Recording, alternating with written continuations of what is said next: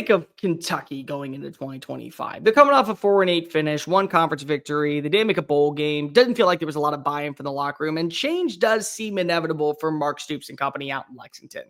But he's going to have one more year to right the ship. And I think that with the transfer portal additions, albeit not as large as other teams, is good enough to be in contention for a bowl game. But for the Wildcats to get there, they're going to have to answer these three questions during spring practice. So let's break it all down. Welcome on into SEC Unfiltered. It's Cole Thompson here. Like the video, hit the ring notification, and of course, subscribe to the channel because we talk college football every single day. Download the podcast version of the show. Make sure that you're following us on all the socials. Link in the description. Follow me at Mr. Cole Thompson and check out all of our great work found at SECUnfiltered.com. This episode is fueled by FanDuel. Visit FanDuel.com/SECU to join today and get started with $150 in bonus bets when you win your first $5 bet. So lay down $5, win that bet. You're going to get $150 back in bonus bets. Signing up and joining the madness today at FanDuel.com/SECU. When I talk about Kentucky, I feel like they have the most questions to be answered before the start of the college football season in the SEC. Like, who's going to be QB1? Do we have a legit 1,000-yard wide receiver? Is Bush Hamdan going to be a better play caller on certain situations next year? And a lot of those won't be answered until probably midway of the college football season. But these three, I think, can be answered before we even get to fall practice. Like question number one, who is RB1? What's the one constant about a Mark Stoops-led team in the years that they went to bowl games? I'll save you the trouble. You probably thought offensive line, and you would be right, but also a stable run game. Not only have they had a 1,000-yard runner in 6 of the 7 seasons that they've gone to the last bowl games, but they've also had 2 1,300-yard runners in the years that they got to 10-win victories. Benny Snell in 2018, Chris Rodriguez in 2021. So you want to be able to have that stability on the ground game, take pressure off of your quarterback to have to be the X factor. And when you don't have elite wide receiver play, you can trust that the ground and pound is going to push you forward and at least keep you in contention for games. Demisimbo Karangbe finished with 586 rushing yards this past year, and Jamarian Wilcox finished with 590. And it's okay to have a 500-yard runner so long as you have a buck at the beginning of the game, get 1,000 per year. Wilcox is a year older. He's going to go into his second season with Bush Hamdan as the play caller.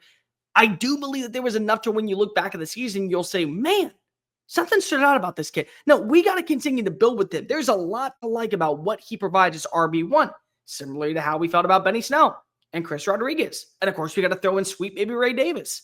But they weren't complacent, saying we're going to put all of our eggs in one basket. They went out and they added in Nebraska's Dante Dowell, who had a very good season out in Lincoln, Nebraska, along with the Cornhuskers. And I do believe that there's a saying, if it ain't broke, don't fix it. That's kind of Kentucky. Kentucky is at its best when they're able to run the football. And at this point, don't even tweak it.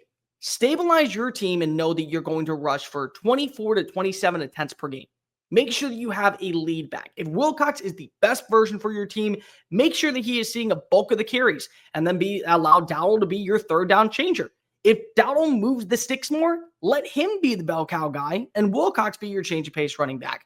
And you kind of got to stabilize that right now because of the question marks at quarterback with Zach Calzada coming in from Incarnate Word, Cutter Boley coming back for another year. We don't really know what to expect at that role, and you can't trust the wide receivers because you no longer have a Dane Key or a Barian Brown on the outside.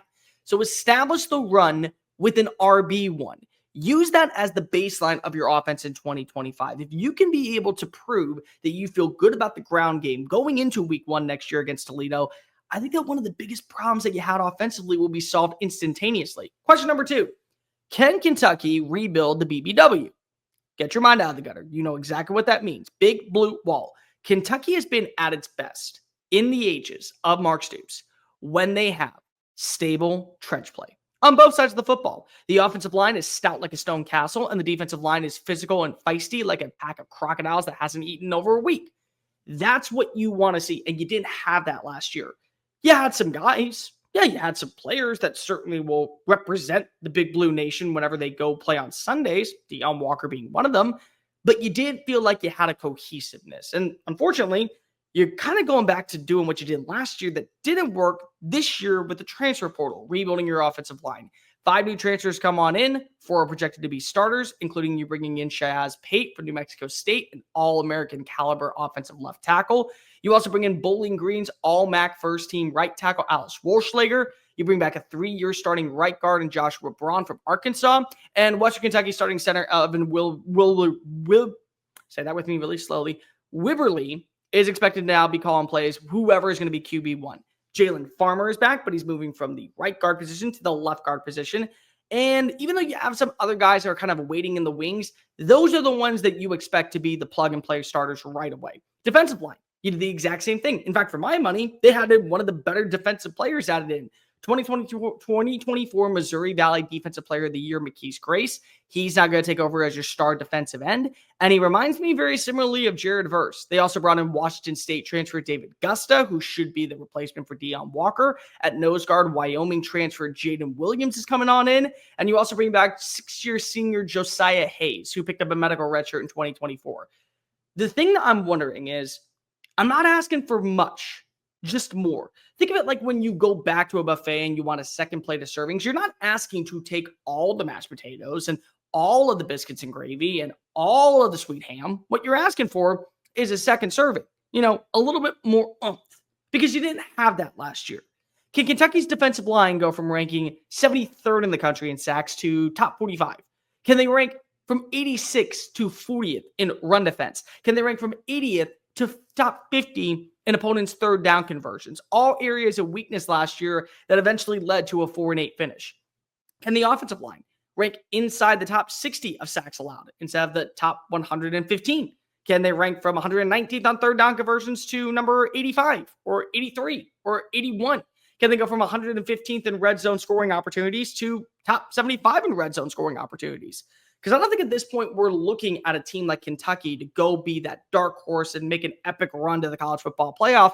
We just want to see them get back to being Kentucky football, the version that probably should be bowl eligible, playing physical games against other opponents that are in their level, and going down to the wire and maybe pulling off an upset or two. That's what we want. It starts by having the BBW. If you have that back on both sides of the line, I think that you're in a much better spot to be able to make that dream an actual reality. When the game tips off, the NBA action is just beginning on FanDuel, America's #1 sportsbook, because FanDuel is your home for NBA live betting. Even if you miss the first few minutes of a game or want to bet on a fourth quarter comeback, you can make your picks from the first whistle until the final buzzer. Plus, you can even combine your live bets into a same-game parlay for a shot at a bigger payout. However you want to play, now is the perfect time to join. New FanDuel customers get started with $150 in bonus bets with your first $5 bet win. Just visit FanDuel.com/SECU to join today. That's FanDuel.com/SECU for your shot at $150 in bonus bets. Make every moment more with FanDuel, the official sports betting partner of the NBA. Disclaimer: must be 21 plus and present in select states. For Kansas, in affiliation with Kansas Star Casino, and 18 plus in DC. First online real money wagers only. $5 first deposit is required. Bonus issues with non-withdrawable bonus bets, which expire 7 days after receipt. Restrictions apply. See terms at sportsbook.fanduel.com. Gambling problem? Call 1-800-GAMBLER or visit fanduel.com/RG. Call 1-888-789-7777 or visit ccpg.org/chat in Connecticut or visit mdgamblinghelp.org in Maryland. Hope is here. Visit gamblinghelplinema.org or call 800-327-5050 for 24/7 support in Massachusetts, or call 1-877-8-HOPE-NY or text HOPE-NY in New York. All right, back to the show. And question number 3, can Kentucky secondary be the backbone? Surprisingly, I bet you didn't know that Kentucky was one of the better units in coverage last year. They're ranked 21st in pass coverage, first in passing touchdowns allowed, only allowing 9, 7th in total yards allowed, 3rd in passing attempts allowed per game, and they only struggled in 2 major areas. Quarterback completion percentage, where they allowed 63.8% of passes to be completed, and passer rating, where quarterbacks had a passer unit of 133.28. So can you stabilize that? It's a veteran secondary coming on back in. Maryland's Kevis Thomas is the only player to join the Wildcats backfield. And that means that everybody else, bearing a spring transfer portal exodus, will be back in the starting roles. J.Q. Hardaway and DJ Waller are the projected outside starting cornerbacks, while Ty Bryant and Jordan Lovett are projected to stay. Maxwell Hairston is the only player that you're going to have to replace. And he's a big one. He was a big reason why the #1 receiver on an opposing team was never able to get off the line of scrimmage. And they looked at him dead-faced in the eye and said, yeah, good luck, buddy. You're in for a long day. Like, we all know that. But can this team, with this much continuity, with stability on understanding what the play designs are, and already having to play with each other in the past, can this be enough to allow them to stabilize their unit early on in the season, where everyone else plays catch up, where the defensive line doesn't have to worry about getting to the quarterback on third down because you can force a pass breakup and thus leading to a punt, while allowing everybody else, especially on the offensive side, also to catch up to speed. And can you do it at a very timely manner? Because there's 3 games that are all conference matchups early on in the year, to where afterwards, I think the offense will be up to speed. I think the defensive line will be able to be combative. But if you can't pull off an upset in one of these 3 games, there might be change already coming to Kroger Field before that. Week 2 against Ole Miss, where you get to play host to them. Week 5 on the road at Willie B, South Carolina. And then week 6 on the road in Athens, Georgia against the Bulldogs. All of them are going to be wanting to go to the college football playoff. All have talented enough rosters to go to the college football playoff. Don't look now, but all of them should be at least considered favorites to be in the running for the college football playoff.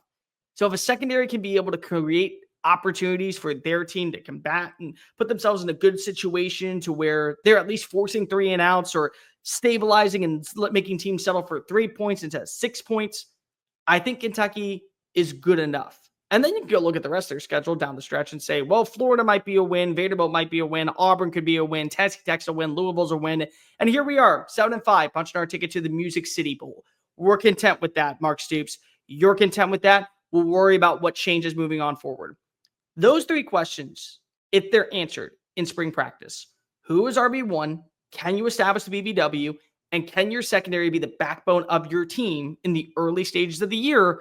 Might be a reason we talk about Kentucky once again, despite not getting to that 10-win marker, being in the conversation for bowl eligibility and, more importantly, representing the conference well past the regular season.